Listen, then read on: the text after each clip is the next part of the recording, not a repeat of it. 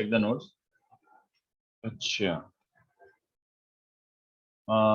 Homework discuss कर सकते हैं जैसा आप बोलो, आई डोंट माइंड। एक काम करते हैं, 6:30 तक पढ़ा देता हूँ, उसके बाद डिस्कस कर लेते हैं, चलेगा? उसके बाद 5-10 मिनट अगर थोड़ा सा एक्सटेंड भी हो जाता चल जाएगा, बट एटलीस्ट कुछ होमवर्क डिस्कस कर लूंगा, चलेगा? ठीक है, चलो। सो लास्ट लेक्चर के ऑलमोस्ट सारे क्वेश्चन बाकी हैं अपने, फिर वो ये चेक वाला। सारे करने। हाँ हाँ हाँ, चलो ठीक है, तो कर लेते हैं। तो क्वेश्चन 1 इज, तो ये 6 क्वेश्चन के बाद डिस्कशन ही कर लो ना आज प्लीज। नहीं यार मतलब थोड़ा पीछे हो गया यार अपना, वैसे तो वीक में एक ही लेक्चर लग रहा है यार, और उसमें भी मैं ऐसे सब करूंगा तो अपना वो खत्म ही नहीं होगा। पहला वाला है था mod of z minus 2 iota. Alright, so solution क्या हो जाएगा? Mod of z minus 2 iota is basically mod of z plus 4 plus 2 iota minus 4, ऐसे लिख लो। Now this is z1 plus z2 का mod, it is less than equal to mod z1 plus mod z2, है ना? तो ये quantity z plus 4 का maximum value हो सकता है 3, और ये तो फिक्स्ड है √20, तो इसका मैक्स वैल्यू इज √20, ठीक है? इस वीक अपने 2 लेक्चर हैं, आई डिडंट नो, एक सेकंड लेट मी चेक। हाँ सर, एक कल भी है। अच्छा, कल है, ठीक है। तो थोड़ा होमवर्क आज कर लेंगे, थोड़ा कल कर लेंगे, थोड़ा सा आज कर लेंगे, थोड़ा सा नेक्स्ट लेक्चर कर लेंगे, बट कर लेंगे जैसा भी बोलो। If mod of z plus 1 mod z is 1, then इसका मैक्सिमम वैल्यू क्या हो जाएगा? तो z plus 3 plus 4 iota can be treated as less than equal to mod z plus mod of 3 plus 4 iota. तो इसका आंसर क्या बन जाएगा बच्चों? इसका आंसर, ये मॉड z तो 1 फिक्स्ड है और इसका वैल्यू 5, तो ये 6 मैक्सिमा है इसका, है ना? उसके बाद क्वेश्चन 3 है find the least value of z minus iota plus z plus 3। तो this looks like mod z1 plus mod z2। तो mod z1 plus mod z2 is greater than equals to mod of z1 plus z2। Mod z1 plus mod z2 is greater than equals to mod of z1 plus z2। But ये useless हो गया application. Why is this application useless for us?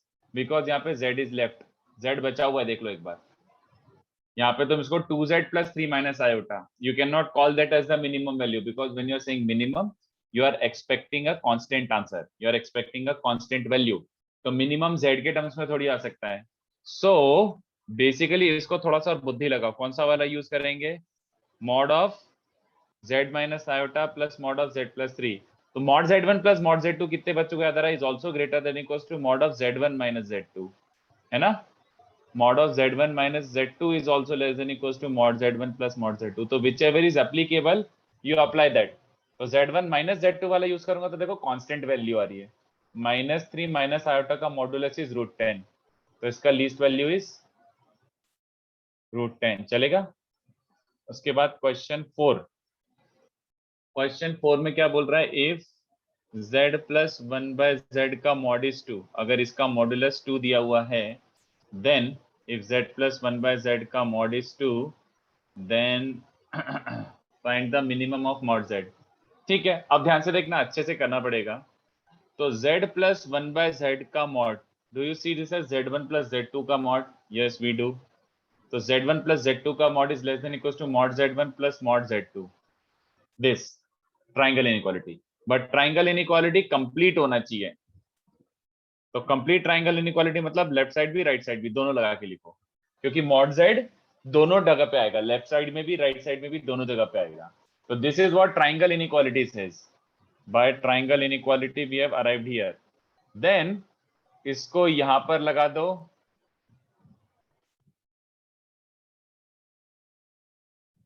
To, चलेगा? अब mod Z में एक तरीके से inequality बच रही है, तो लेट्स सॉल्व दैट इनइक्वालिटी। पहला वाला तो बच्चों कितने बच्चों को दिख रहा है कि यार इट्स लाइक मॉड जेड एक पॉजिटिव रियल नंबर होता है, mod z is a positive real number.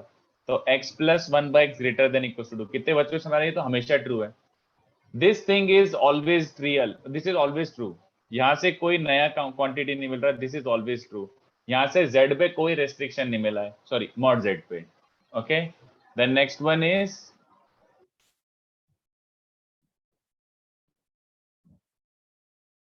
next one is mod of mod z minus 1 by mod z is less than equals to 2। तो look at this, एक्चुअली में ये वाला कौन सा modulus है? This is absolute value का modulus. This is absolute value का modulus, मतलब अंदर वाला क्वांटिटी तो एक रियल नंबर है क्या? हाँ यार, मॉड z एक रियल नंबर होता है, तो mod of x less than equals to 2 कितने बच्चों को याद आ रहा है? This is as good as saying x lies between -2 to 2. Okay, this is as good as saying x lies between -2 and 2. तो इससे क्या मिल जाएगा अपन को? मॉड z में एक इनइक्वालिटी मिल रही है बच्चों, ये। तो ये भी दो इनइक्वालिटी है, दोनों का इंटरसेक्शन लेना पड़ेगा, बढ़ता जा रहा है क्वेश्चन, बट कोई बात नहीं। तो पहला ये वाला सॉल्व करते हैं, तो इसका एलसीएम ही ले लो, क्योंकि मॉड z एक पॉजिटिव रियल नंबर है, तो you can just cross multiply. तो ये इसके रूट्स आ रहे -1 प्लस माइनस √2, -1 प्लस माइनस √2 और ग्रेटर देन इक्वल्स टू 0 है। तो इसको मैं डायरेक्टली लिख देता हूँ यार, अब बोर हो रहा है बार बार पूरा पूरा। अरे यार ये, अरे हैंग ही हो गया, एक सेकेंड बच्चों।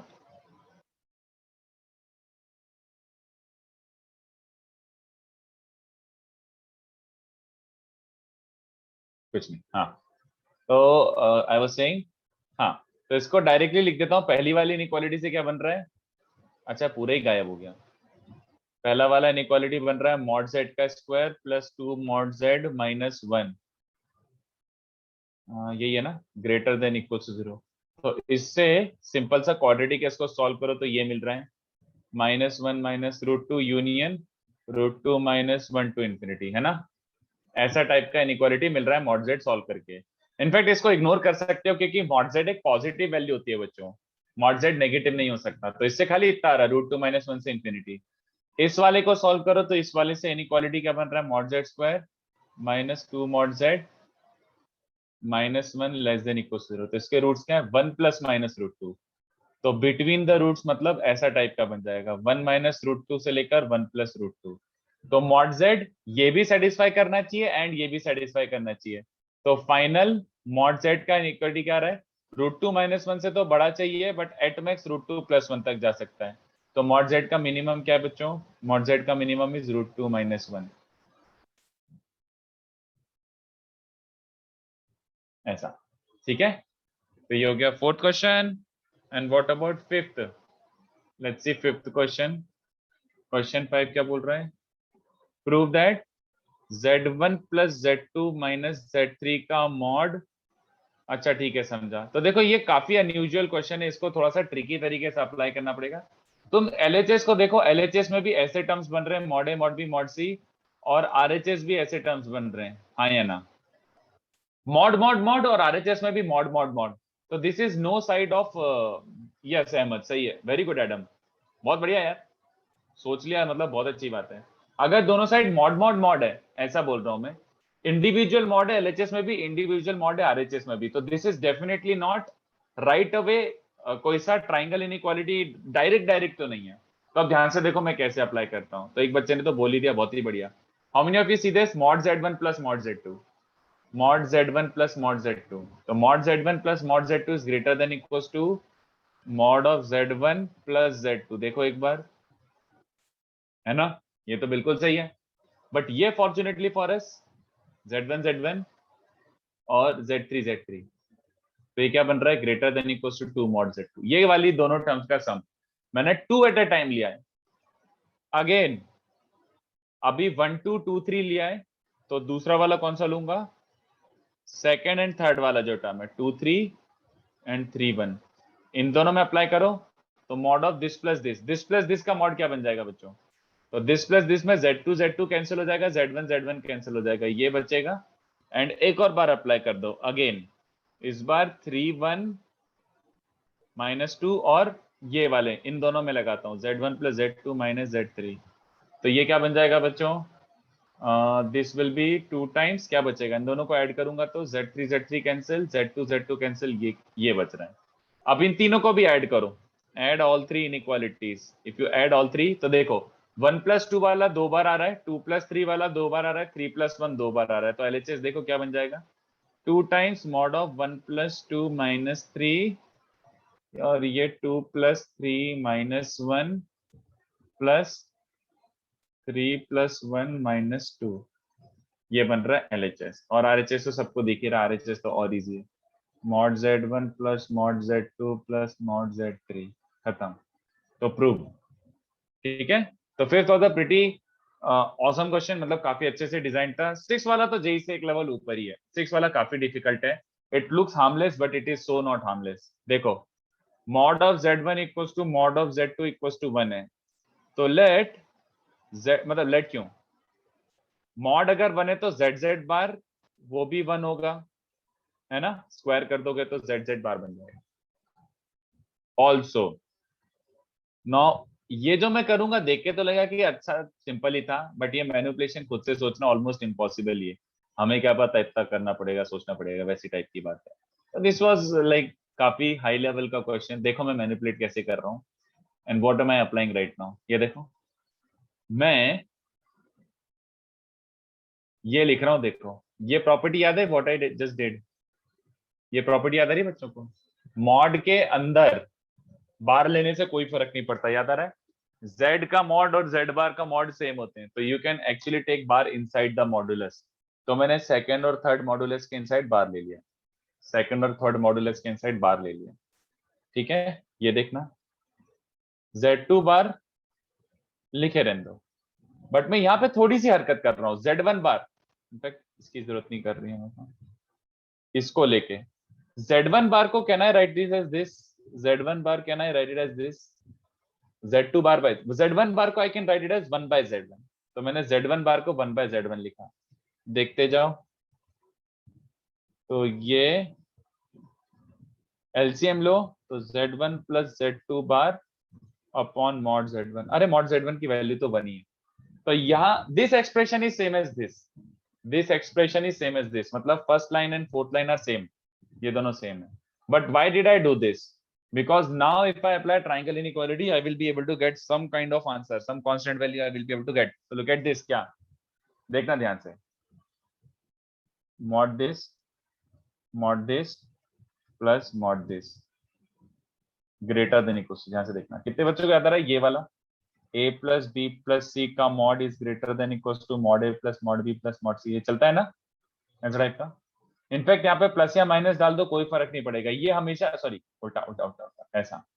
तो ध्यान से देखना, mod A plus mod B plus mod C is greater than equals to A plus B minus C, बोलो चलेगा?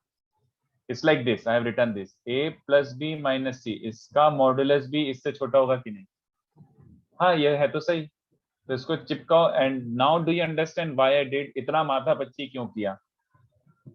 What was the reason to actually convert this question into this form and then apply triangle inequality?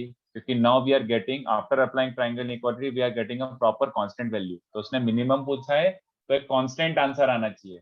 अगर मैं वहीं पे triangle inequality लगा देता तो I would have always been stuck with z1 z2 का terms. So you cannot have z1 and z2 का terms in minima. Minima मतलब proper constant value आनी चाहिए, that's it. तो इसका minimum value is, answer is 2। ठीक है बच्चों, चलेगा? तो ये हो गया ट्राइंगल इनइक्वालिटी के questions. I hope everybody understood. किसी को कुछ भी पूछना हो इसमें तो पूछ सकते हो, किसी को कुछ भी पूछना हो तो पूछ सकते हो। ऑलराइट, आगे बढ़े।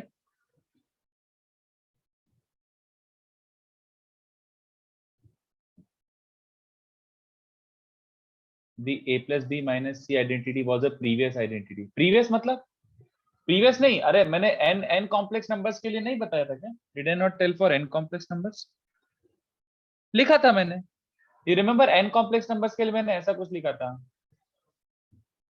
अहमद एक सेकंड, क्वेश्चन 4 ये रहा, क्वेश्चन 4 जूम आउट कर देता हूँ। मल्टीपल कॉम्प्लेक्स नंबर्स के लिए ऐसा लिखा था ना मैंने, z1 plus minus z2 plus minus z3 dot dot dot, Yes, ये sir. सब भी इंडिविजुअल मॉड से लेसर होंगे। तो वही वाला मैंने 3 कॉम्प्लेक्स नंबर्स के लिए जो था वो यूज कर लिया और कुछ नहीं। किसको फोर्थ देखना था? ये देखो, दिस इज फोर्थ क्वेश्चन। ठीक है, तो एकदम अच्छे क्वेश्चन थे। 6 वाला तो काफी अच्छा क्वेश्चन था। तो बोलो। सिर्फ आप फिफ्थ वाला समझा सकते हो वापस? फिफ्थ वाला देख, उसने ये मांगा था, ये 3 का sum is also greater than equals to ये 3 का सम। प्रॉब्लम ये है कि there is nothing we can do with triangle inequality जिसमें ऐसा लेफ्ट साइड में भी इंडिविजुअल मॉड्स आ जाएं और राइट साइड में भी इंडिविजुअल मॉड्स आ जाएं, ऐसा कुछ है ही नहीं ट्रायंगल इनइक्वालिटी में। ट्राइंगल इनइक्वालिटी क्या होता है, एक पूरे का मॉड होता है और एक साइड में इंडिविजुअल मॉड होता है। तो इसको थोड़ा अलग तरीके से करना था, तो व्हाट डिड आई डू, मैंने क्या किया, पहले मैंने फर्स्ट और सेकंड लिया, ये दोनों को लिया अकेले को, इन दोनों में ट्राइंगल इनइक्वालिटी आ गया। तो देखो z1 प्लस z2 का mod is greater than equals to mod of z1 plus z2, ऐसे लगा दिया मैंने, ठीक है, ये अप्लाई करा, mod a plus mod b is greater than equals to mod of a plus b, ऐसा टाइप का। तो इन दोनों में लगा ये मिला, ऐसे ही सेकंड और थर्ड में लगा ये मिला, थर्ड और फर्स्ट में लगा ये मिला। तो अब इन तीनों को ऐड करके मुझे इवेंचुअली ऐसा टाइप का आया, otherwise I would never have obtained yes. अच्छा। तो थोड़ा ऐसे ऐसे पेयर वाइज लगाना पड़ा, ठीक है। हाँ, व्हाट सर सिक्स्थ में सर वो सेकंड स्टेप राइट साइड में जो है, देख, you remember this thing, for any complex number z these two are same, yes sir, है ना। तो what I actually did was, it's like मैंने इसको एज अ प्रॉपर्टी ही यूज कर लिया था। मैंने बचपन में भी सिखाया था, बचपन में तो फर्स्ट सेकंड लेक्चर में, कि मॉड के अंदर कॉन्जुगेट लेने से कोई फर्क नहीं पड़ता, it makes absolutely no difference if you take a conjugate inside the modulus. तो तुम्हें z लिखे रहने देना है, z बार लिखे रहने देना है, as long as it is inside modulus it's fine. तो व्हाट आई डिड वाज, मैंने बोला कि ये सेकंड और थर्ड वाला जो है, सेकंड एंड थर्ड, तो आई डिड, ये मॉड है, इसके अंदर बार लिखूं चाहे नहीं लिखूं कोई फर्क नहीं पड़ता। तो सेकंड एंड थर्ड में मैंने बार लेके लिख दिया ऐसे, तो अंदर वाले का बार 1 प्लस z2 बार बचेगा, इसका बार 1 प्लस z2 बार बचेगा। This thing is as good as this thing. फिर उसके बाद मैंने z1 बार को 1 बाय z1 लिखा, बाकी सबको, बाकी किसी चीज को चेंज नहीं किया। z1 bar can be written as 1 by z1 to calcium. तो अब देखो, now you should be able to see कि why did I arrive here, क्योंकि अगर मुझे ट्राइंगल इनइक्वालिटी अप्लाई करना है तो जो गंदे गंदे वेरिएबल्स हैं they should cancel out and leave me a constant value, they should leave me a constant value. तो देखो मैंने क्या किया, यहाँ पे z1 है, z2 बार है, फॉर्चुनेटली यहाँ पे भी मैंने z1 प्लस z2 बार बना दिया। तो अब if I apply triangle inequality थोड़ा अच्छे से, तो z1 और z2 बार कैंसिल होके कांस्टेंट बच रहा है, otherwise there was no way that such that z1 z2 cancel हो जाए। All I am trying to say कि इसमें मैं क्या अप्लाई करूं, कि इसमें कुछ भी करो z1 और z2 का टर्म बचा ही रह जाएगा, और अगर z1 z2 का टर्म बचा रह गया तो अपन उससे मिनिमा कैसे निकालेंगे, you can not find minima, alright. Yes sir, चलो, तो अब थोड़ा अपन जो नेक्स्ट पार्ट है थोड़ा सा कॉम्प्लिकेटेड सा पार्ट है बच्चों, ऑलराइट। तो जितना मैं समझा रहा हूँ बच्चों उतना ही समझना, इस पे और ज्यादा मत सोचना, क्योंकि लिटरली बहुत कॉम्प्लिकेटेड है, काफी कॉम्प्लिकेटेड। अगर समझ आता है तो like congratulate yourself that you understood this. तो नेक्स्ट पार्ट इज, अब अपन कोऑर्डिनेट ज्योमेट्री जैसी जो चीजें हैं वही देख रहे हैं, but the main problem with this thing is this is completely new to you, completely new, क्योंकि इसका जो वो है नोटेशन है और कैसे लिखेगा, इसके रिजल्ट क्या आएंगे, एकदम नया है आपके लिए, एकदम नया। तो सुनते जाओ, और क्या क्या याद रखना है वो मैं एकदम अच्छे से वापस से क्रक्स ऐसे करके बना के बता दूंगा आपको। तो we are studying straight line, and we are studying straight line in complex number. तो देखो कैसे स्टार्ट करते हैं अपन, सुनते जाना। तो अपन यहीं से स्टार्ट करते हैं, 2 पॉइंट फॉर्म।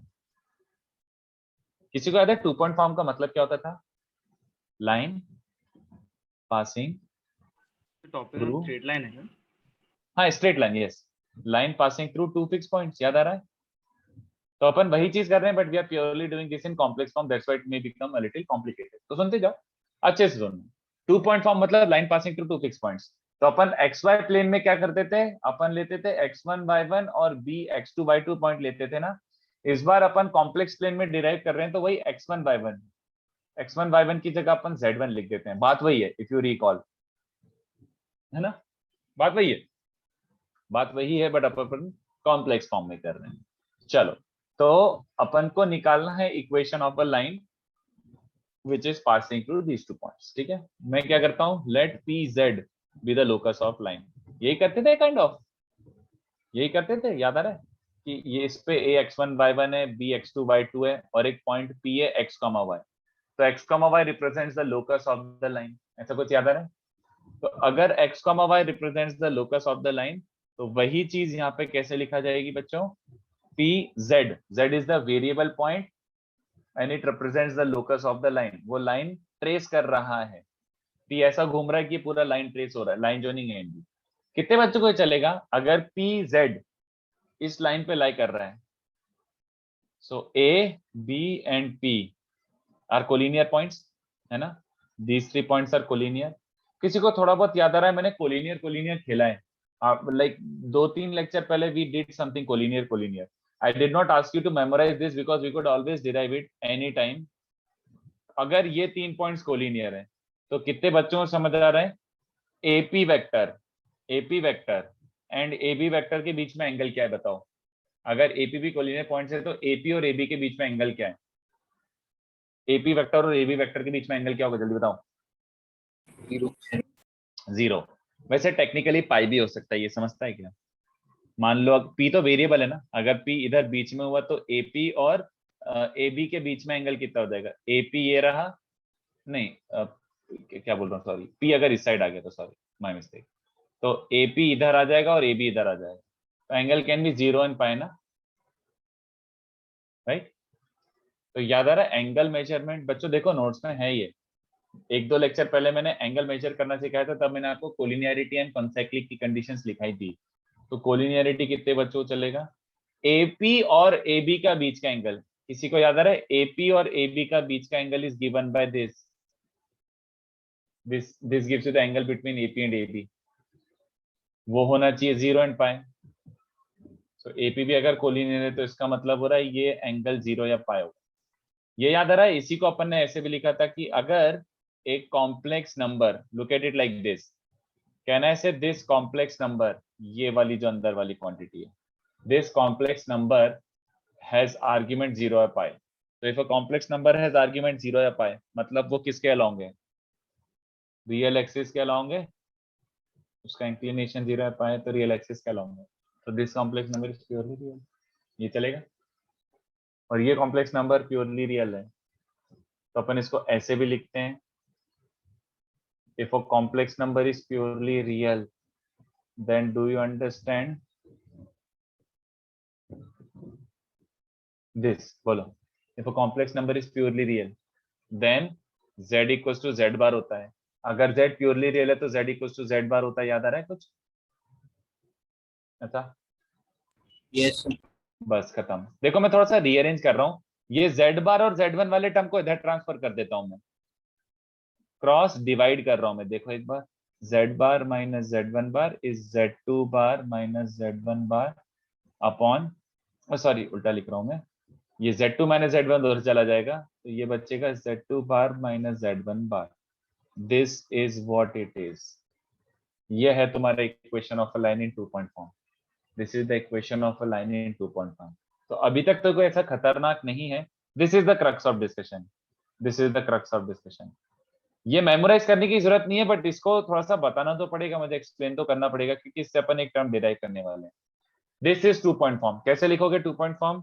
z माइनस कोई सा भी एक पॉइंट पकड़ लो, z1, z minus z1 upon, देखो उसके नीचे उसका कॉन्जुगेट ही है, equals to z2 minus z1 upon उसके नीचे उसका कॉन्जुगेट। चलेगा क्या?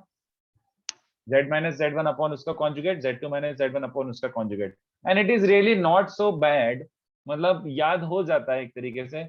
It kind of resembles this, yes और no? It kind of resembles this, y2 minus y1 upon x2 minus x1। ठीक है, चलेगा यहाँ तक? काइंड ऑफ वैसा का वैसे दिखने जैसा है, सेम नहीं है बट दिखना तो वही है, उसको वही दिख रहा है काइंड ऑफ। चलो ठीक है, तो ये देखो, ये अपना equation of a line 2 point form आ गया। This is 2 point form of a line in complex format. Alright sir, can P be written within A और बी ऑल्सो? हाँ, P can be within A and B, इसलिए तो मैंने बोला कि अगर पी ए और B के बीच में है, या फिर राइट में, या फिर लेफ्ट साइड में, तो तीनों को मिला के मैं ये बोल सकता हूँ ना कि आर्ग्यूमेंट मतलब angle between AP and AB will be 0 या पाई। पी तो वेरिएबल है, anywhere on the line. Yes, P can be anywhere on the line. चलो नेवर माइंड, तो मैं क्या बता रहा था? हाँ, ये हो गया 2 पॉइंट फॉर्म। अब ध्यान से देखो, इफ यू रिकॉल, यहाँ पे ये वाला टर्म क्या कहलाता था बच्चों? यहाँ पर ये वाला टर्म क्या कहलाता था? Tell me. स्लोप। हाँ, ये वाला टर्म, इसको याद है अपन बोलते थे स्लोप। क्यों? देख लो भैया, याद कर लो, ये x1 y1 है, ये x2 y2 है, और ये हो गया y2 माइनस y1, ये हो गया x2 माइनस x1। तो y2 minus y1 upon x2 minus x1, इस एंगल को अगर मैं थीटा बोलता हूं तो tan of this angle was y2 minus y1 upon x2 minus x1, है ना, ये directly tan of this angle है। तो how was this related to our inclination? tan theta होता था, ये वैल्यू इज tan थीटा, जिसको अपन बोलते थे स्लोप। स्लोप याद है? This thing is called slope of the line. अपन ने इसको tan थीटा को स्लोप बोला था। यहां पर क्या कहलाएगा? What do we call it here? What do we call it here? ये देखो यहाँ पे इसका नाम पड़ता है, ये वाली क्वांटिटी इज कॉल्ड, हाँ बोलो बोलो बोलो बोलो, कुछ डाउट था? इसको यहां पर कहा जाता है complex slope of line. Here it is called complex slope of line. चलेगा अभी तक? वहां पे उसको अपन ने देखा, वो रिप्रेजेंट करता था tan थीटा, और tan थीटा को अपन ने डिफाइन किया था स्लोप। यहाँ पे ये अभी मैं इंटरप्रिटेशन नहीं बताऊं, बस मैं बोल रहा हूँ कि दिस ऑल्सो, ये टर्म भी यहाँ पे बन रहा है। इस टर्म को अपन ने क्या बोल दिया? Complex slope. ठीक है, इस टर्म को अपन ने यहाँ पे बोल दिया complex slope. Now what does it represent? Real वाली इक्वेशन में वो tan ऑफ एंगल आता था, ये क्या आता है देखते हैं, चलो। Can you please explain again how you got the blue equation? How you got the blue equation? तो एक सीधी सी बात ना दोस्त, अगर एक कॉम्प्लेक्स नंबर प्योरली रियल है, तो what is the condition for a complex number two be purely real? अगर एक कॉम्प्लेक्स नंबर प्योरली रियल होता है तो z equals to z bar होता है। Do you recall that Rudra? z equals to z bar. If z is purely real then z equals to z bar. तो बस खत्म कहानी। मैंने अभी जस्ट ये कंक्लूड करा कि ये वाला कॉम्प्लेक्स नंबर प्योरली रियल है। तो if this complex number is purely real, ये खुद के कॉन्जुगेट के बराबर होगा। तो इट गिव्स यू दिस। ठीक है, और जिसको रीअरेंज करके ऐसे इस वाले टर्म को इधर डिवाइड कर दिया और इसको उधर क्रॉस मल्टीप्लाई कर दिया। ठीक है, आई होप समझाओ।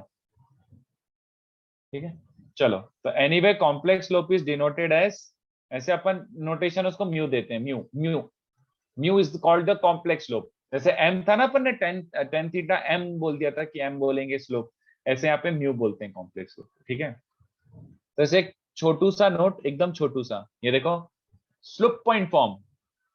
अगर कोई तुमसे बोले स्लोप पॉइंट फॉर्म, इसका जरूरी नहीं, मतलब we won't be needing this ever, हमें काम तो नहीं आएगा इसका, बट ऐसे बता रहा हूँ कि can we write slope point form? What is the meaning of slope point form? A z1 एक पॉइंट है लाइन पे एंड हैज कॉम्प्लेक्स स्लोप, एक लाइन का कॉम्प्लेक्स स्लोप गिवन है। तो वैसा का वैसे ही याद करो, हैज कॉम्प्लेक्स स्लोप म्यू। मतलब जैसे याद है, एक लाइन है जो x1 y1 से पास हो रहा है और उसका स्लोप गिवन है। तो कितने बच्चों को याद आ रहा है कि लाइन और सॉरी पॉइंट और स्लोप गिवन है, तो ऐसे लिख देते थे। ये सेम टू सेम चीज रियल में करते थे, वैसा वैसे यहाँ पे कर रहे हैं कि भैया ये टर्म ही गिवन है। अगर ये टर्म ही गिवन है राइट साइड वाली, तो कितने बच्चों को चलेगा कि ये वाली इक्वेशन बन जाएगी।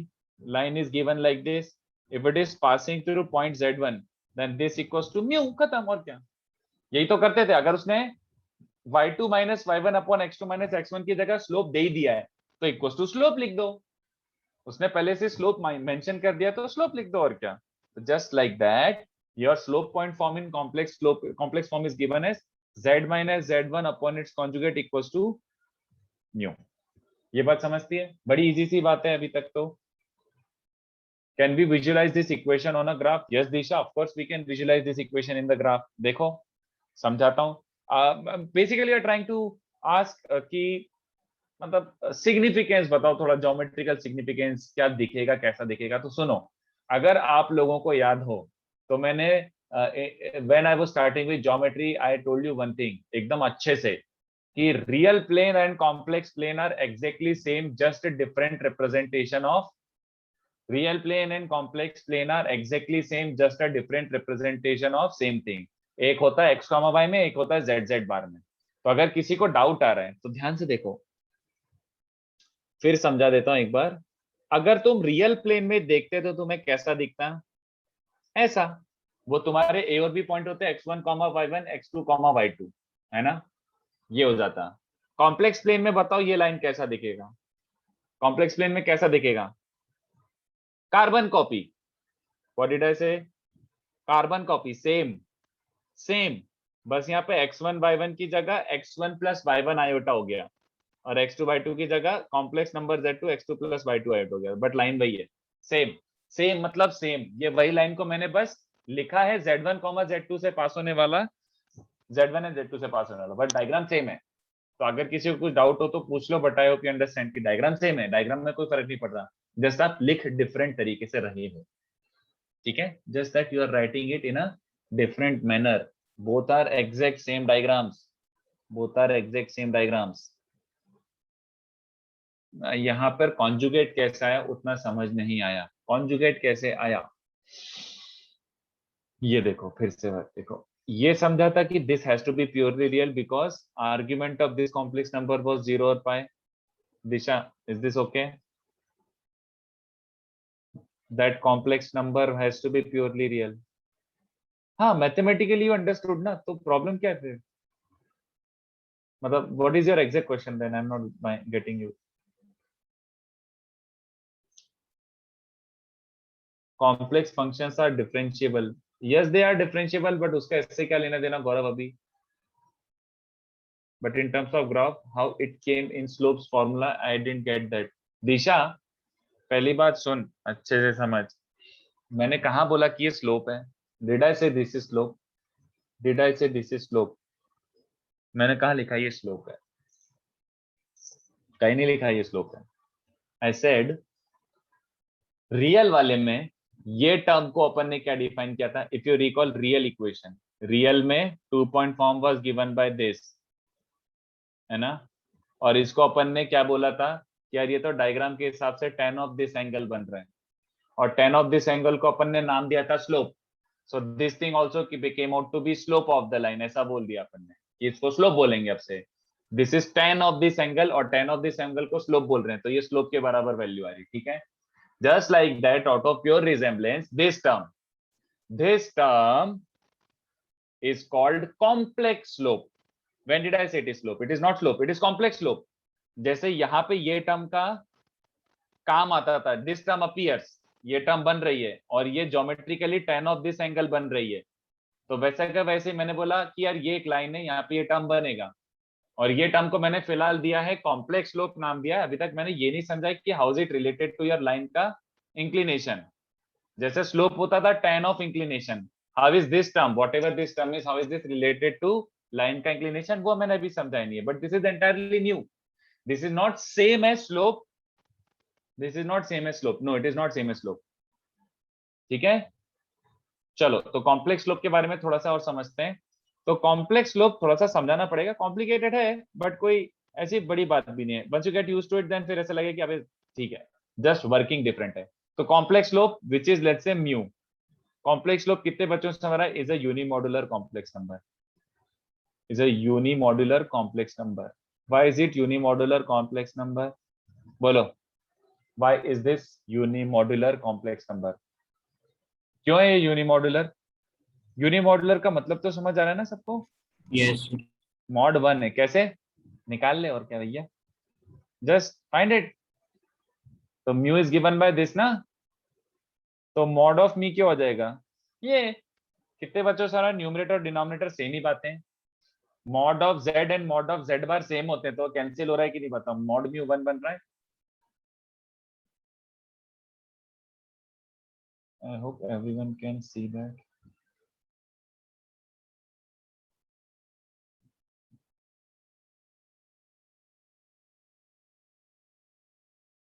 Mod of mu 1. तो mu एक unimodular complex number है, and the next part is how is it related to the actual diagram of the line.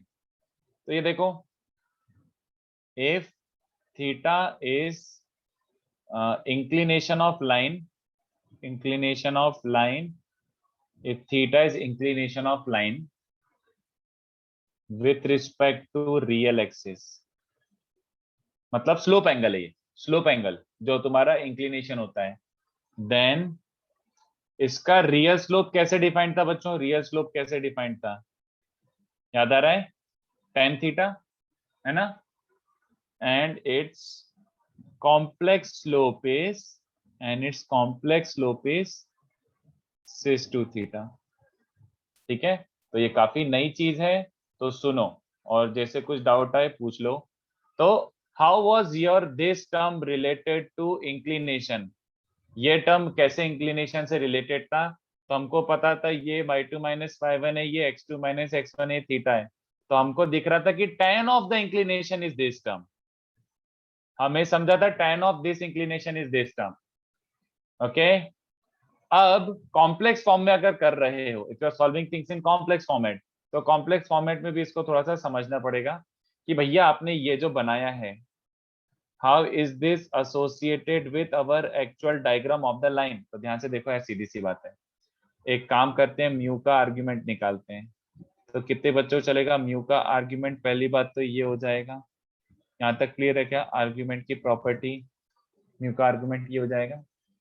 Okay, argument of z2 minus z1 is argument of, देखो ये समझ आ रहा है, ये पूरे का कॉन्जुगेट। और क्या मैं इसको ये लिख सकता हूँ, जल्दी बताओ, do you recall this? Argument of z bar is actually minus times argument of z होता है या ना? तो argument of z bar is basically negative times argument of z bar. तो 2 times argument of z2 minus z1, ऐसा type का कुछ समझ आ रहा है? यहाँ तक क्लियर है क्या? बताओ, इज दिस ओके? Yes. तो ये देखो अब कैसे डायग्राम से रिलेटेड है। मैंने क्या बोला? ये रहा तुम्हारा लाइन, ठीक है, this is your line. Diagram भले रियल प्लेन हो चाहे इमेजिनरी प्लेन हो, कोई फर्क नहीं पड़ता, डायग्राम सेम बनेगा। जो तुम्हारा रियल प्लेन में थीटा है वही इमेजिनरी प्लेन में थीटा, इंक्लिनेशन कोई फर्क नहीं पड़ रहा। अब ध्यान से देखो, z2 माइनस z1 ये वेक्टर हुआ कि नहीं बताओ? z2 माइनस z1 मतलब ए बी वेक्टर। तो z2 माइनस z1 का आर्ग्यूमेंट मतलब इस वेक्टर का इंक्लिनेशन। कितने बच्चों को दिख रहा है? Argument of z2 minus z1 is theta, है ना? Argument of z2 minus z1 is theta. तो आर्ग्यूमेंट ऑफ म्यू क्या बन रहा है? 2 थीटा। चलेगा क्या? म्यू का आर्ग्यूमेंट बन रहा है 2 थीटा। तो ध्यान से सुनना मेरी बात, एनी कॉम्प्लेक्स नंबर म्यू कैन बी रिटन एज उसका मॉड into sys of उसका argument, yes or no? Any complex number can be written like this.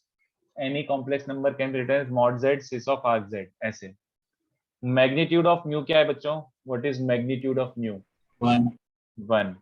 And what is argument of mu? 2 theta. तो ये चलेगा, the complex slope is given by sys 2 theta.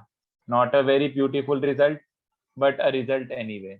तो ये देख लो, सुन लो, crux of discussion is here, बाकी सब तो फालतूगिरी है। ये लाइन का 2 पॉइंट फॉर्म होता है, और लाइन के 2 पॉइंट फॉर्म से देखते हुए हमने एक चीज बनाई कि भैया जैसे रियल स्लोप होता था वैसे ही कॉम्प्लेक्स स्लोप करके भी एक टर्म आती है, which we use in order to define complex equation of a line. What is complex slope and how is it related to the line का डायग्राम? तो अगर ये लाइन है बच्चों, तो इस लाइन का अगर मैं खाली आपसे रियल स्लोप पूछूं, स्लोप, रियल स्लोप, तो रियल स्लोप क्या होता है बच्चों? tan of this inclination, tan of this inclination was called real slope। ऐसे ही complex slope क्या कहलाता है? sis of 2 theta, that is complex slope। and we need complex slope क्योंकि complex slope से complex equation बनती है। real slope का काम आता था real equation में। तो that's why it is new and confusing, but बात वही है, सेम ही बातें हैं। तो जैसे अगर मैं आपसे एग्जांपल लेके पूछूं, ये एक लाइन है, सोच समझ के आंसर देना, ठीक है? एवरीथिंग इज रिटन हियर, पढ़ पढ़ के आंसर देना। ये एक लाइन है ना?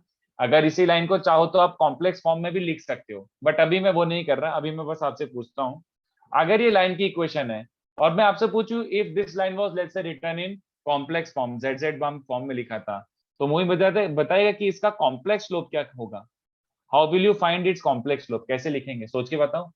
इफ द लाइन का equation is given then complex slope कैसे लिखेंगे? Can anyone tell me? Anyone? लिखा हुआ है, पढ़ के ही बता सकते हो। ये लाइन है Sys 120. सिस 120, वेरी गुड। कैसे पता? हाँ, सिस ऑफ 120 डिग्री और सिस ऑफ 2π/3 कैसे पता? How did you conclude? Sir जो इक्वेशन दिया है पहले उससे स्लोप निकाल लिया और फिर उसको sys 2 की तरह में रख दिया। बस, वेरी गुड। कितने बच्चों को दिख रहा है ये लाइन? इस लाइन को तो अपन को बहुत अच्छे से बनाना आता है।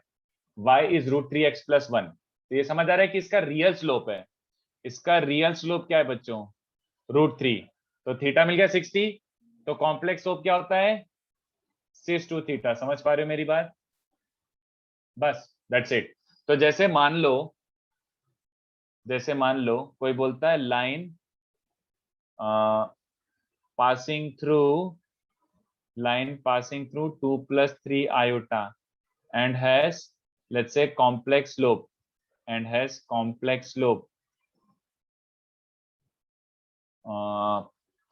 क्या दिया जाए, आयोटा ही ले लेता हूं, यूनिमॉड्यूलर कॉम्प्लेक्स नंबर ले लो, आयोटा, सिर्फ π/2 इज फाइन. तो इसका इक्वेशन क्या बन जाएगा बच्चों, z minus z1, this is the equation of the line, which is pretty ugly to look at, but anyway this is how you write the equation of a line. Z minus z1 upon उसका conjugate equals to complex slope which is given iota. बस इसको cross multiply करके लिख दो, this is the equation of line. चलेगा बच्चों को, is this okay? Yes, sir. तो ये थोड़ा पढ़ लो, और कॉम्प्लेक्स स्लोप में अभी भी दिक्कत आ रही है तो फिर से सोच लो, how is it like, why are you so comfortable with slope and what is the problem with complex slope. जब हम ये टर्म देखे थे, हमने we try to associate this with actual line की लाइन से कैसे रिलेटेड है. वी कंक्लूडेड कि भैया ये टर्म tan थीटा होता है, ओके तो उसका नाम दिया स्लोप. यहाँ पे हम लोग बोल रहे हैं ये टर्म, इसको बोलेंगे complex slope. How is this associated with the line, cis of twice the angle होता है. तो not as pretty as real slope but this is it, मतलब जो है सो है वैसा टाइप का. तो इसमें ज्यादा मत सोचो, सिंपल. वहां पे भी अपन को इस टर्म को डिफाइन करना पड़ा था, यहाँ पे भी इस टर्म को डिफाइन करना पड़ा. वहां पे it came out to be tan of this angle, यहाँ पे it came out to be cis of twice this angle. छापो बच्चों, छापो.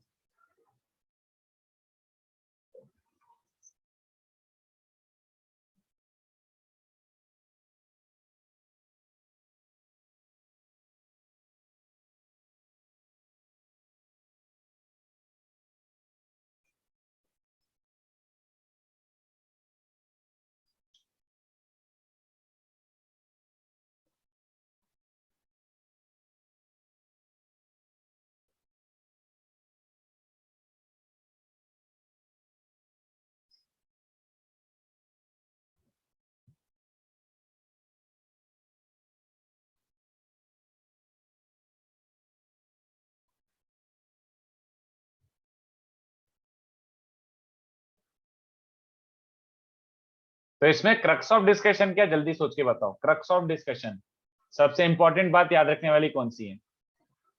How do you right slope, complex slope of a line, z2 minus z1 upon उसका conjugate. जैसे real slope कैसे लिखते थे, y2 minus upon x2 minus x1, इसमें होता है z2 माइनस z1 अपॉन उसका conjugate. This is complex slope. And how is it related to inclination of line, cis two theta. चलेगा क्या, बस क्रक्स ऑफ डिस्कशन इतना है. अगर इतना याद रह जाएगा तो मतलब आपको चमक गया है पूरा concept. That is the crux of discussion. ठीक है.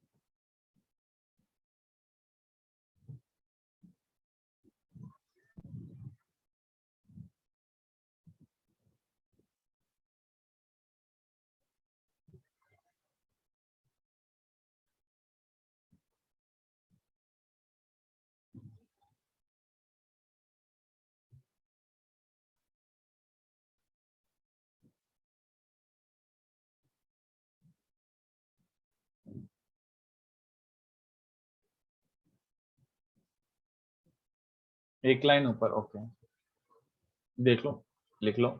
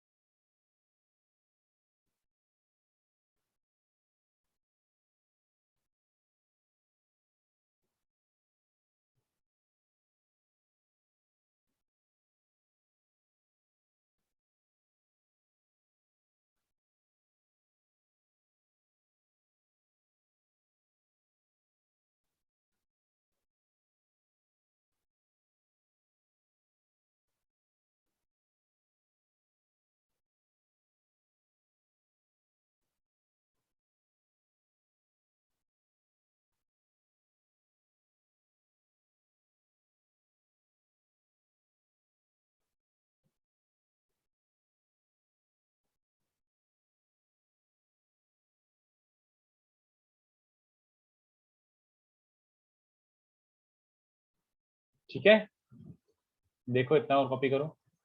ये सब आजू बाजू की चीजें लिखने की जरूरत नहीं है, बस मेन मेन ये 1 पॉइंट लिखो, 2 पॉइंट लिखो। ये तो ऐसे डायग्राम बनाने के लिए, समझाने के लिए था।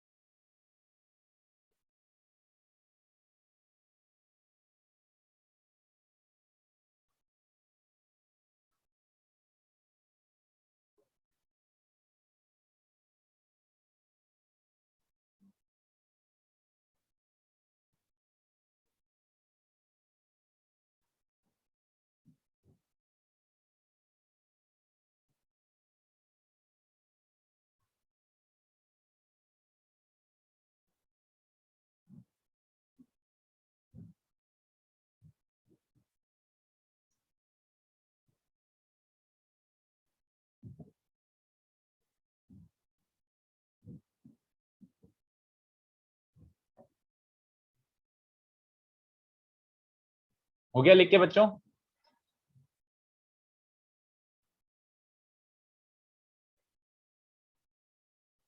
सर थोड़ा ऊपर कर।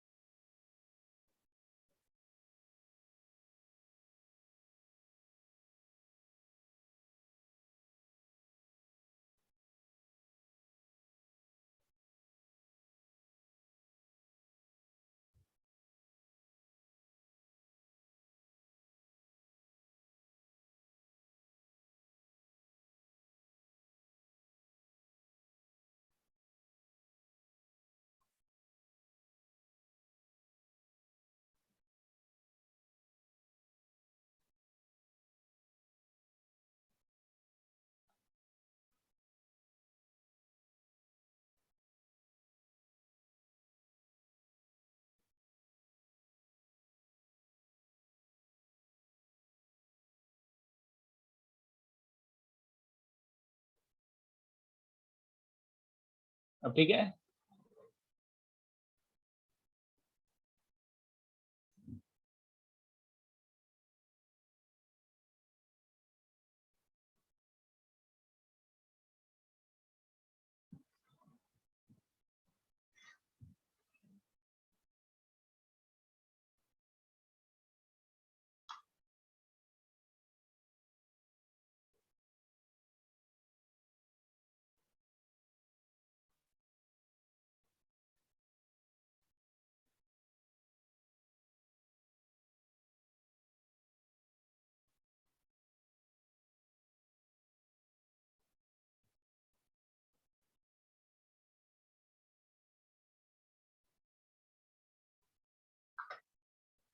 डन बच्चों।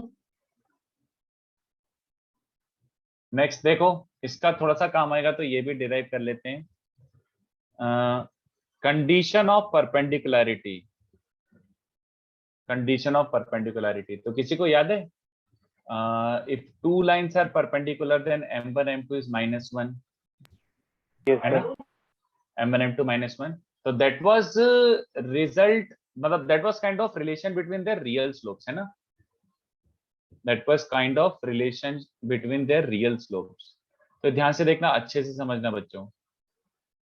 ये L1 है, मान लो μ1 है। मैं आपको ये कंडीशन याद रखने के लिए बोल रहा हूँ क्योंकि ये काम आ सकता है। तो ये मान लो दो लाइंस है जिनके कॉम्प्लेक्स स्लोप्स μ1 और μ2, रियल स्लोप्स नहीं है, कॉम्प्लेक्स स्लोप्स है। We have to derive the same condition but in complex form. तो अच्छा ध्यान से देखना, ये अल्फा है और ये बीटा है और लाइंस परपेंडिकुलर तो 90 है ना। तो कितने बच्चों को दिख रहा है कि अल्फा माइनस बीटा कितना हो गया? 90, हाँ या ना बच्चों? बच्चों ये सही है क्या? Is this okay? 2 alpha minus 2 beta कितना हो जाएगा? 180, है ना? 2 alpha minus 2 beta will be 180। तो अगर ये दोनों एंगल इक्वल है तो इनका सिस भी इक्वल होगा। आई होप यहाँ तक सबको समझ आ रहा हो, है ना? कितने बच्चों को सिस की प्रॉपर्टी याद है? सिस की प्रॉपर्टी याद है बच्चों? Cis of a minus B cis a upon cis b, या फिर cis of a upon cis of b cis of a minus b। And cis of pi is -1। यहां तक क्लियर है? इसको क्रॉस मल्टीप्लाई करके क्या मिल रहा है बच्चों? यहां तक क्लियर है क्या? जल्दी बताओ। Cis two alpha plus cis two beta must be 0। बोलो। ये रहा लाइन, और लाइन का inclination with real axis alpha दिया हुआ है अपेरेंटली। तो अगर लाइन का inclination with real axis alpha है तो μ1 क्लियरली क्या होता है बच्चों? सिस ऑफ 2 अल्फा हाई है ना। कॉम्प्लेक्स स्लोप क्या होता है बच्चों? सिस टू थीटा। ये देखो, if theta is the inclination of rail with respect to real axis, sis to theta is the complex slope, और इसका बीटा है तो sis to beta will be the complex slope of the second line। कितने बच्चों को समझा कि हमारा ये रिलेशन आ रहा है कॉम्प्लेक्स स्लोप्स में? This is the relation between complex slopes, yes और नो? परपेंडिकुलरिटी, ये रही कंडीशन। तो this is equivalent of m1 m2 -1। This is equivalent of m1 m2 -1। चलेगा क्या? सर μ1 μ2 बाय μ2 -1 है इधर। μ1 बाय μ2 इज -1, तो उसको क्रॉस मल्टीप्लाई करके ये लिख सकता हूँ ना। यस ऐसे याद रखो, तुम तो याद रखो सम ऑफ कॉम्प्लेक्स स्लोप 0 होगा। तो अगर मुझे एक लाइन का कॉम्प्लेक्स स्लोप पता है आयोटा, तो उसकी परपेंडिकुलर लाइन का कॉम्प्लेक्स स्लोप क्या होगा? Minus iota, just negative. तो m1 m2 उसमें जैसे अगर 2 है तो -½ हो जाता था, इसमें अगर कुछ कॉम्प्लेक्स स्लोप है तो उसका माइनस कर दो, चलेगा। Condition of perpendicularity of two lines is this. I hope everyone is okay with this thing. तो if two lines are perpendicular you need to just directly use this कि sum of complex slope 0 होता है। मैं इसका use कर सकता हूँ। एक आध क्वेश्चन तो अपन इस पर अच्छा से करेंगे। इसको लिख लो जल्दी से। तो सबका डेरिवेशन लिखना जरूरी नहीं है, वो सब ऑप्शनल है, बट कंडीशन याद रखते चलो। अगर कंडीशन याद रखी तो क्वेश्चंस कर लेंगे हम लोग।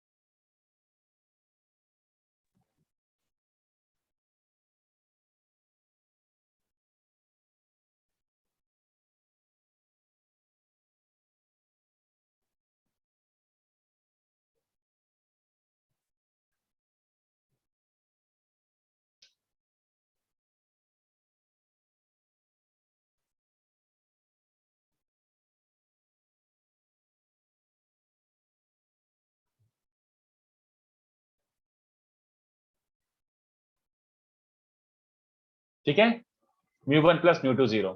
चलो, और एक ये भी मेरे को थोड़ा सा बताना है, ये भी थोड़ा सा अजीब सा लगेगा, but this also can be seen lot of times, तो बता ही देता हूँ। कैनोनिकल फॉर्म नाम सुन के डर मत जाना, I am just taking general form. जैसे अगर आपने देखा हो, हर लाइन को आपने इवेंचुअली घुमा फिरा के, याद है, ऐसे लिख दिया था कि यार कोई सा भी line actually ax plus dy plus c होता है। Any line is given by ax plus dy plus c, और उसको अपन जनरल फॉर्म बोलते थे। तो just like that we need to be able to see general form of line in complex form क्या होगा। कॉम्प्लेक्स फॉर्मेट में क्या होता है general form? Like ax plus dy plus c था, तो यहाँ पे any line can be written like what. तो ये वाला ज्यादा काम आएगा as compare to 2 point form और स्लोप पॉइंट फॉर्म। ये मुझे सिखाना था मेनली, बट बिना ऊपर की चीजें सिखा ये नहीं सिखा सकता, नहीं तो इसके बारे में अपन कुछ समझ ही नहीं पाते। तो मेन स्ट्रेट लाइन के बारे में ये सीख लो। If you are able to understand this, that means तुम्हें सब समझ आ जाएगा। तो कैनोनिकल फॉर्म और जनरल फॉर्म, तो इसको देखो डिराइव कैसे हो रहा है वो भी आप देख सकते हो यहीं पे। कितने बच्चों को याद है कि एक्चुअली में this is general form of a line real equation, है ना। Real equation is given like this, lx plus m by plus n। कितने बच्चों को याद है कि अगर आपको रियल को कॉम्प्लेक्स में कन्वर्ट करना है? कितने बच्चों को याद आ रहा है, ये मैंने जो स्टैब्लिश कर दिया था स्टार्टिंग के 2 मतलब 3-4 लेक्चर पहले शायद, आई एस्टैब्लिश्ड समथिंग लाइक दिस। बोलो। Yes sir. ये दोनों रिप्लेस कर दो, x की जगह ये लिख दो, replace x by this and y by this. I hope everyone recalls this.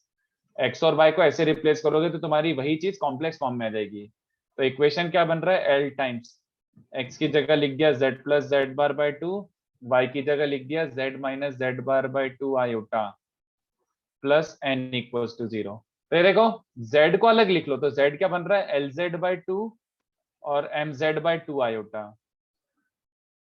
है ना, plus z bar lz bar by 2 minus mz bar by 2 iota plus n equals to 0। Is this okay? यहां तक सबको चलेगा क्या बच्चों? ऐसे format में दिख रहा है?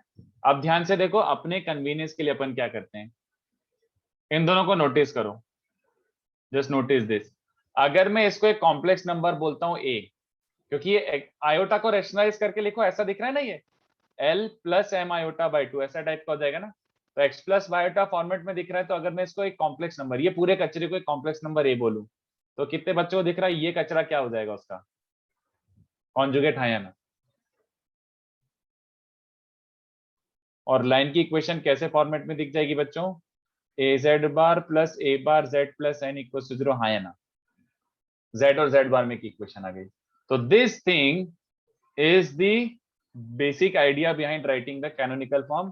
तो crux of discussion is this, any line, a line can be eventually written as a bar z plus a z bar plus b equals to 0। ये हो गया बच्चों, this is called the general form of a complex line.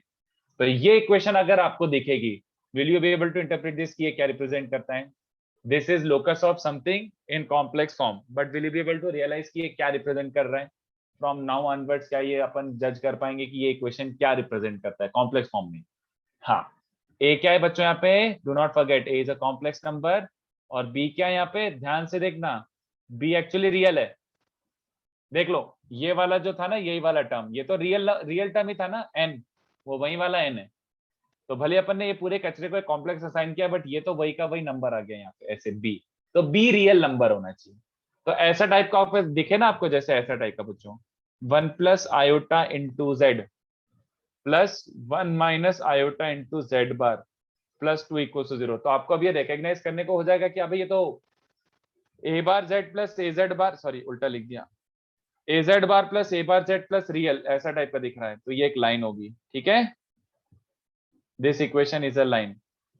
ये हो गया अपना main crux of discussion, ये अपन को सीखना था मेन, ठीक है। इसमें एक और चीज बतानी पड़ेगी मुझे, सबसे पहले बच्चों याद दिलाओ, जैसे ही अपन ये वाली लाइन लिखते थे, इसमें सबसे पहले अपन एक चीज निकाल लेते थे, व्हाट वाज दैट? सबसे पहले जैसे ही लाइन दिखी, अपन एक चीज निकाल के पहले रख लेते थे mentally, what was that data? जैसे तुम्हें लाइन देते थे, जैसे 3x माइनस 2y प्लस 7, तो क्या डेटा निकाल लेते थे? Slope, very good. इसका स्लोप निकाल लेते थे, याद आ रहा है? स्लोप क्या होता था, याद आ रहा है? माइनस ए बाई बी, ऐसा कुछ। तो इसमें भी अपन को अगर लाइन ऐसे फॉर्मेट में दी हुई है, तो इसका अपन को कॉम्प्लेक्स स्लोप निकालना आना चाहिए। तो पहले मैं लिख देता हूं, फिर समझा देता हूं। Complex slope of a line is given by minus times coefficient of z bar upon coefficient of z, this term is complex slope, यानी minus a by a bar. इस फॉर्मेट में अगर एक लाइन है तो उसका complex slope minus a by a bar होता है। इस फॉर्मेट में अगर कोई सी लाइन गिवन है तो उसका complex slope is minus a by a bar, okay. तो ये अपन को याद रखना है, ये काम का डेटा है। देखो, अगर समझना है तो समझ लो। किसी को स्लोप पॉइंट फॉर्म याद आ रहा है?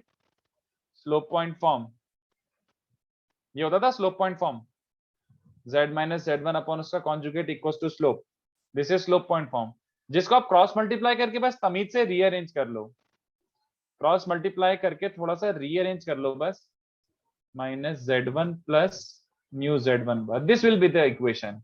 ये तुम्हारी इक्वेशन बन जाएगी जिसका कॉम्प्लेक्स स्लोप म्यू है। कितने बच्चों को याद आ रहा है? इन दोनों को कंपेयर कर लो। अपन बच्चों, अगर आपको याद हो तो यही तो करते थे, this y equals to mx plus c, इसका स्लोप मुझे पता है m होता है, बट लाइन गिवन है ax plus by plus capital c equals to 0, तो याद आ रहा है m upon a is minus 1 upon b, तो स्लोप आ जाता था my by b, minus a by b। तो वो कंपैरिजन नहीं कर रहा हूं मैं, लिटरली स्लोप पॉइंट फॉर्म के साथ इसको कंपेयर कर रहा हूं। तो कितने बच्चों को दिख रहा है? कंपेयर करोगे तो क्या बन जाएगा? If you compare to equation, ये भी वही लाइन है, ये भी वही लाइन है, तो z का कोफिशिएंट तो a bar by 1 equals to z bar का कोफिशिएंट तो a अपॉन माइनस म्यू। तो कितने बच्चों को दिख रहा है? Mu is minus a by a bar, बोलो। Mu is minus a by a bar. तो ये वही अपना पूरा का पूरा सेम टू सेम एनालिसिस बस कॉम्प्लेक्स फॉर्म में कर लिया अपन ने। entire analysis has been done in complex format, okay? So this is the crux of discussion। उसको लिखने की जरूरत नहीं है, इनफैक्ट राइट साइड वाला भी लिखने की जरूरत नहीं है। ये आपको पता होना चाहिए। लिखो इसको, खाली लेफ्ट साइड लिख लो, that is good enough. Right side की कोई जरूरत नहीं है,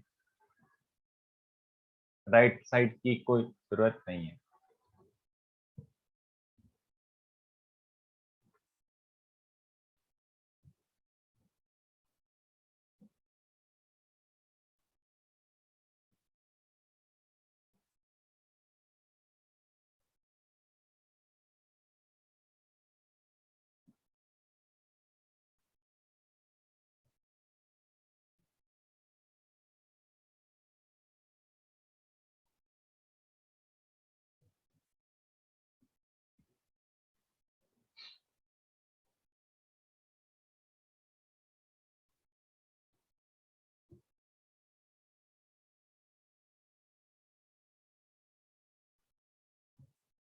ठीक है,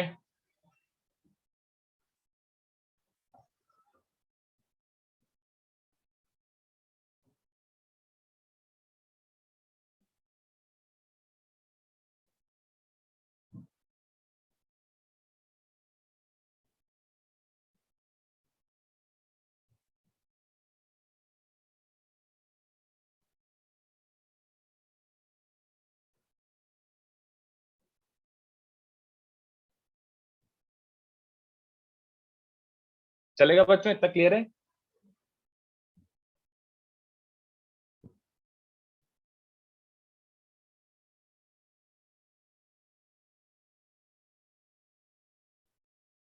ठीक है, चलो अब अगर कुछ डिस्कशन करना है तो चलो कर लेते हैं अब डिस्कशन, बट इतना मुझे पढ़ाना था।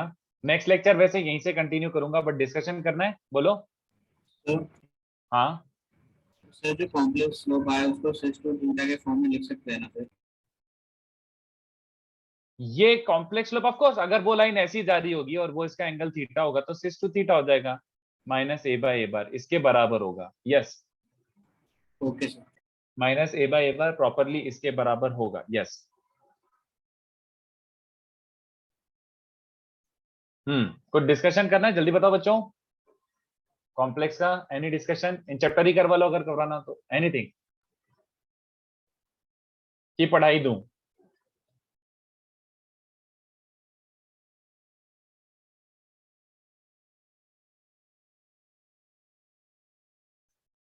हेलो,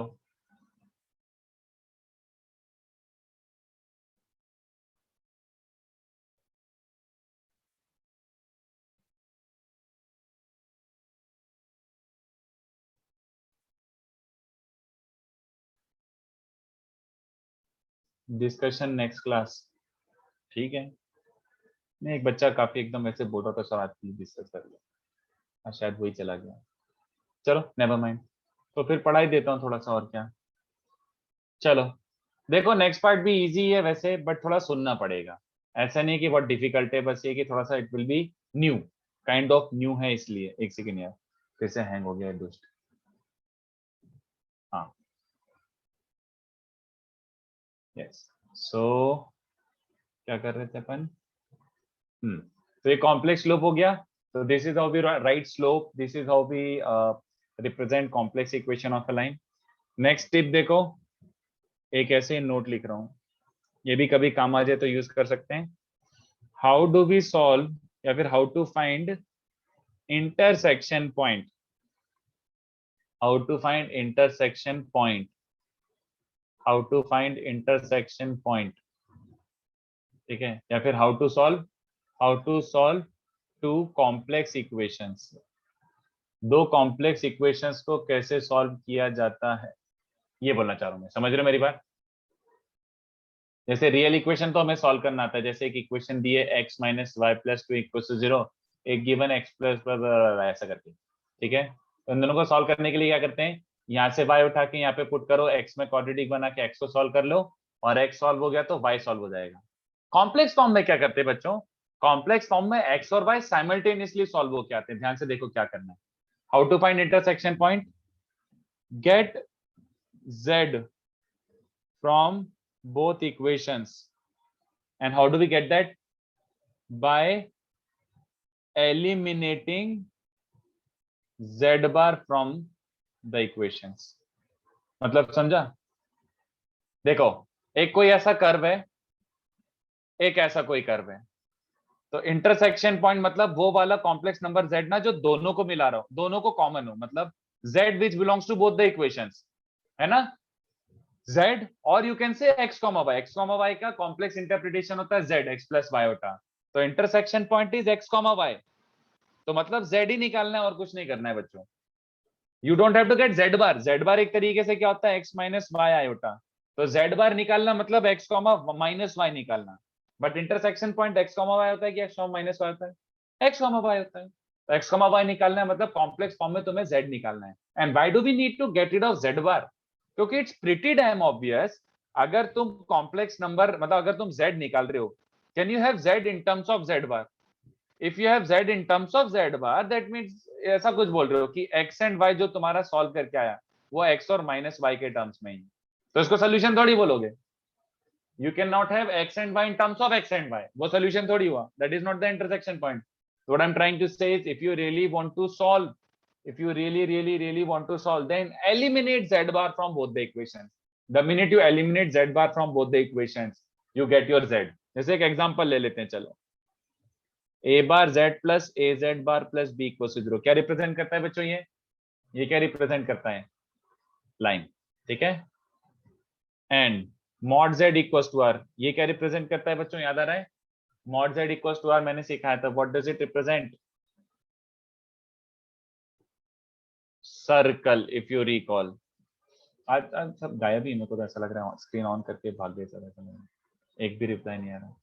चलो नेवर माइंड, रिकॉर्डिंग देख लेना और क्या.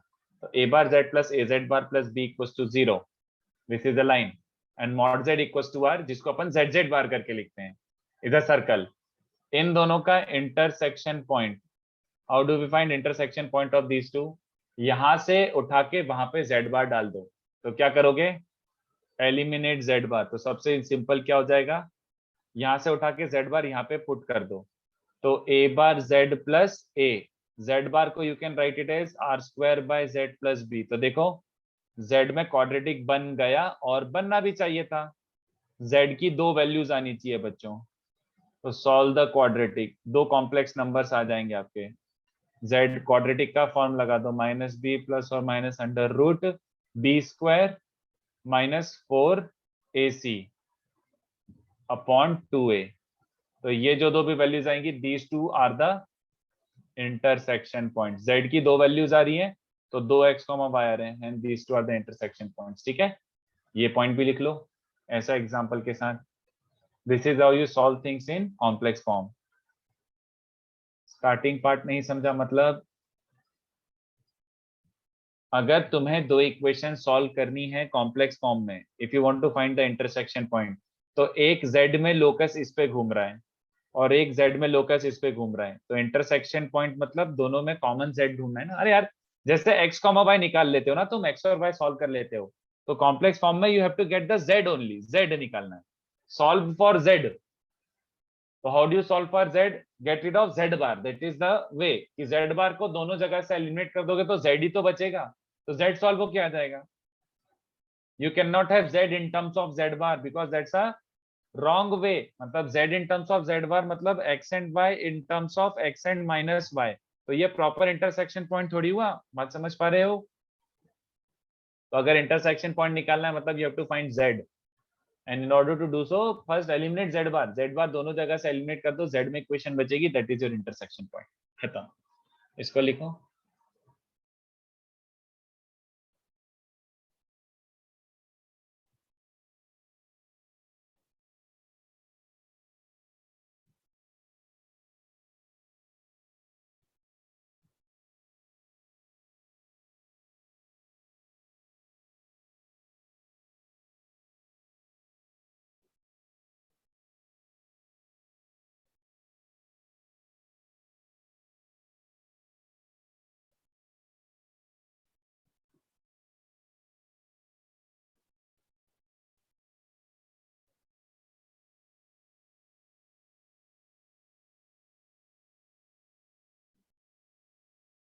चलो एक क्वेश्चन ट्राई करते हैं, सोचना इसके बारे में।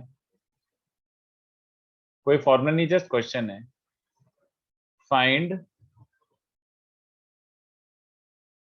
foot of perpendicular from a point z1 to this line।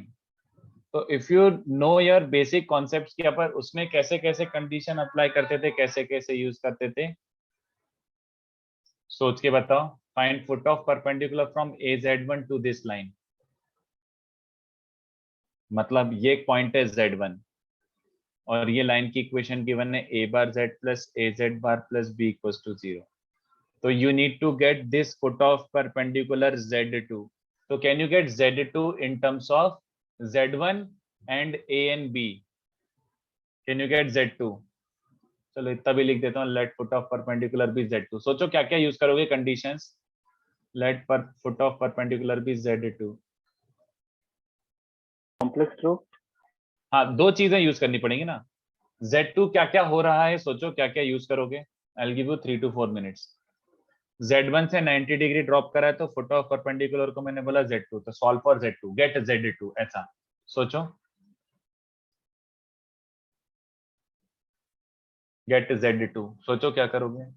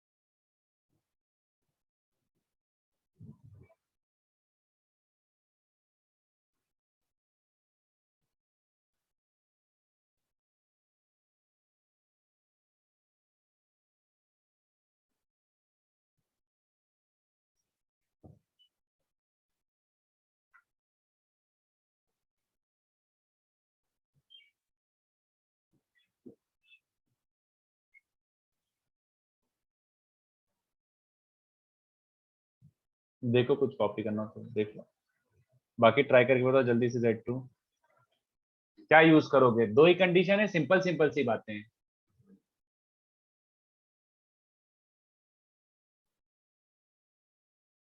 बस ये कॉम्प्लेक्स फॉर्म में थोड़ा सा कंडीशन डिफरेंटली लगाना है, बट आइडियाज आर सेम। हाँ पूर्णा, सही है, सही है। तो इसमें Z2 बार आएगा ना, तो get rid of Z2 bar, you will get Z2 directly.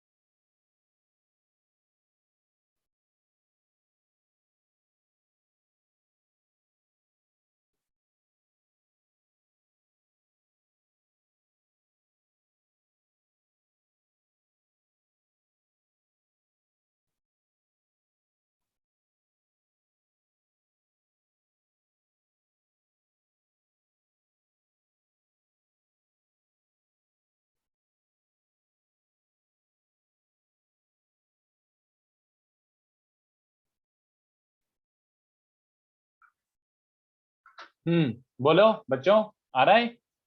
क्या क्या करेंगे यूज कंडीशन? एक तो पहली बात अपन ये बोल सकते हैं कि Z2 is satisfying the line, B lies on line, Z2 is a point on the line, तो A bar Z2 plus A Z2 bar plus B की वैल्यू 0 होगी। Second, AB is perpendicular to line, ठीक है?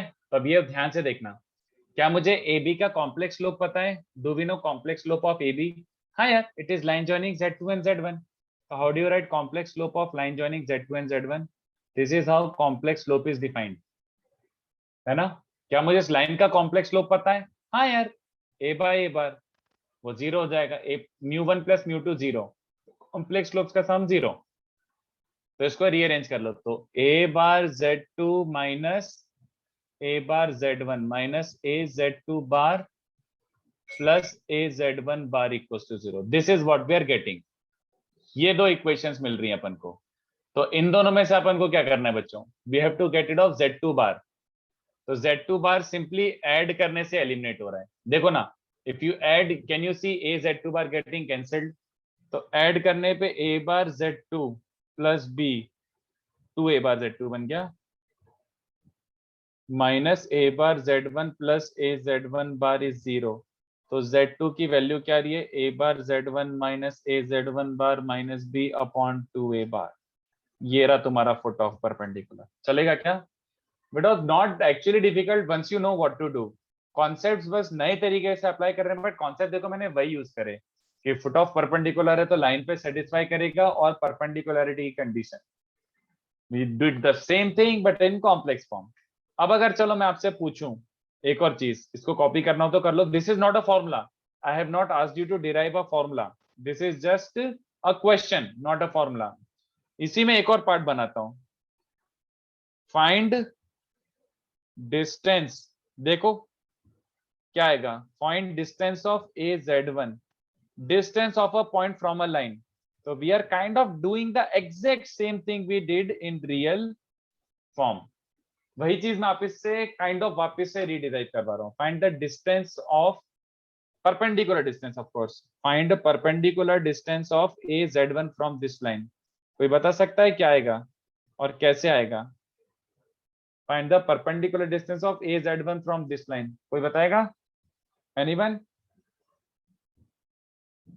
Perpendicular distance of A Z1 from the line.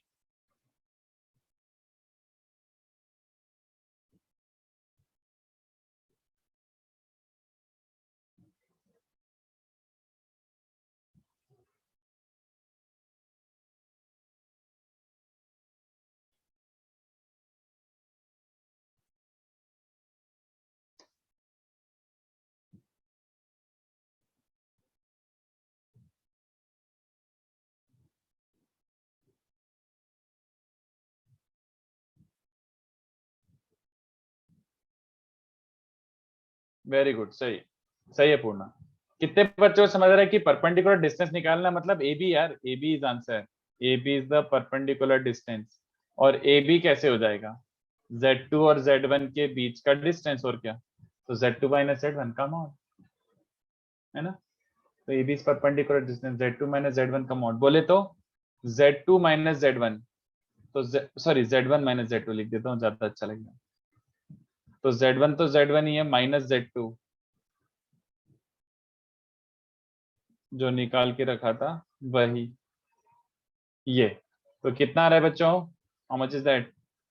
LCM लो तो 2A bar Z1 minus A bar Z1, ऐसा kind of दिख रहा है। देखो, तो ये वैसे टाइप का एक फॉर्मूला आ गया जो अपन बचपन में निकालते थे। It is similar to that, जो अपन रियल लाइन में आता था ना, वही अपन ने कॉम्प्लेक्स फॉर्म में उसी चीज को काइंड ऑफ डिराइव कर लिया, ये वाली बात। This is perpendicular distance. तो ये याद नहीं रखना है, you don't have to memorise this, but we can derive things that we did in real form. ठीक है, इसको कॉपी कर लो।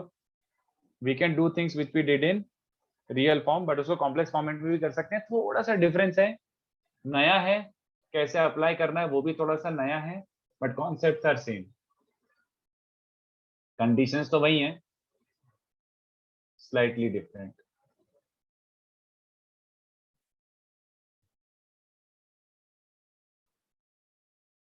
कॉपी कर लो इसको बच्चों।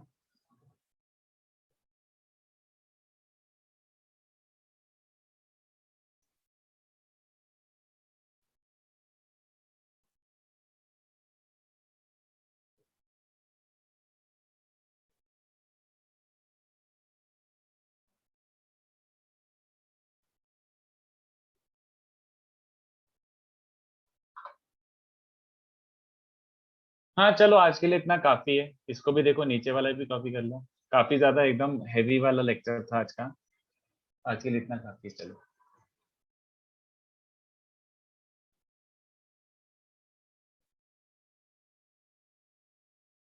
First one I got it as AZ1। नहीं यार कुछ गलत आया, चेक करो एक बार सार्थक। फर्स्ट वन ये आ रहा है यार, सॉल्व करके कैसे भी करो। आई थिंक जो आप बोल रहे हो वो तो नहीं आ रहा है। This is what we are getting, foot of perpendicular mod a bar आएगा ना। हाँ Rudra, mod of a bar तो आएगा, but do you understand a bar का मॉड और ए का मॉड सेम ही होता है, तो आपको जैसा लिखना हो, आपको जैसा लिखना हो वो मतलब आपके ऊपर है। ए बार का मॉड लिख लो चाहे ए का मॉड लिख लो, इट्स द सेम थिंग। ठीक है चलो, तो आज के लिए इतना काफी है। नेक्स्ट लेक्चर मिलते हैं अपन, और कल कुछ डिस्कस करवाने वाला था, I am open to discussion. ठीक है, कल if you want to discuss something we can discuss. Okay चलो बाय बाय। और मैं होमवर्क थोड़ा सा और पढ़ा के मैं फिर होमवर्क दूंगा इस पे अकेले पे कोई क्वेश्चन ज्यादा है नहीं बुकलेट में, एक दो ही क्वेश्चन हैं। ठीक है चलो टाटा।